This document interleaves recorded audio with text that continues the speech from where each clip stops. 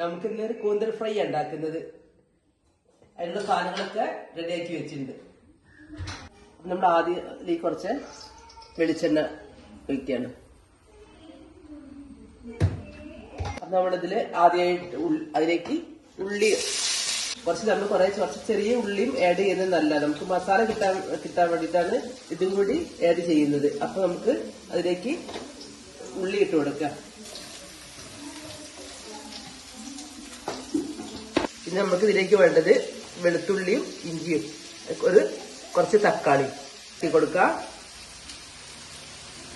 പിന്നെ അതിലേക്ക് കുറച്ച് ഇഞ്ചി ചേർത്തി കൊടുക്കാം.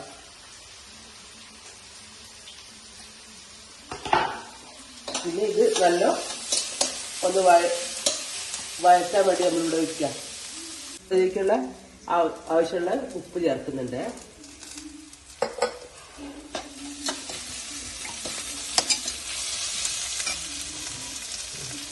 ഇതിലേക്കുള്ള ഇത് കാശ്മീരി ചില്ലിയാണ്.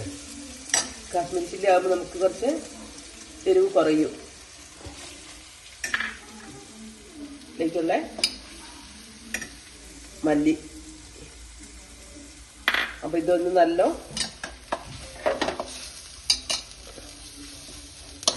എന്റെ കൂടെ ഒന്ന് വഴറ്റിയ ശേഷം നമ്മളിതിലേക്ക് തക്കാളി ആഡ് ചെയ്യുന്നുണ്ട്.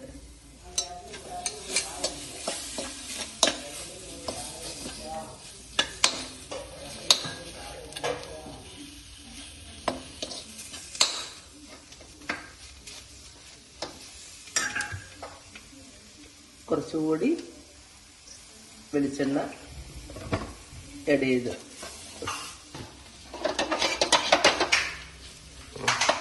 ഇത് നമുക്കിതിലേക്ക് നമ്മളെ കൂന്തല് ഇതിലേക്ക് ആഡ് ചെയ്യാണ്.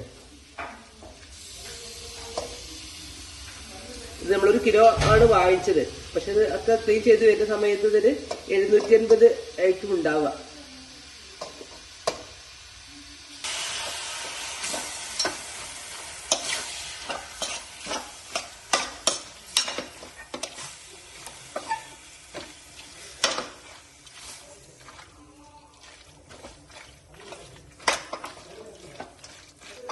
അപ്പൊ നമുക്കിത് കുറച്ച് വെള്ളം ആഡ് ചെയ്ത് കൊടുക്കാം.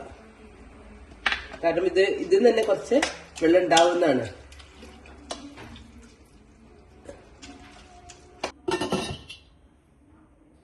മഞ്ഞപ്പൊടി ചേർത്തി കൊടുക്കുന്നുണ്ട്.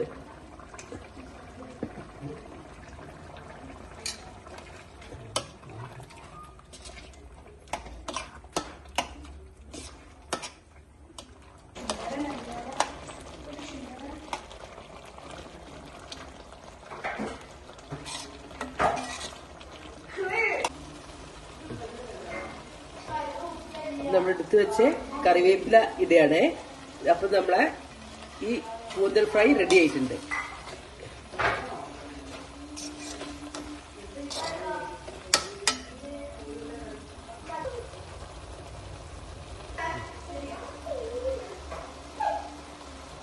നമുക്ക് കൂന്തൽ ഫ്രൈ റെഡി ആയിട്ടുണ്ട്.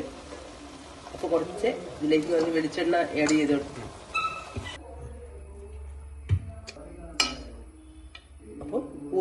കൂന്തൽ ഫ്രൈ നമ്മൾ ഇറക്കി വെക്കുന്നത്. കുറച്ചു നേരം നമ്മളത് മൂടി. അത് നമ്മളുടെ കൂന്തൽ ഫ്രൈ റെഡിയാണേ.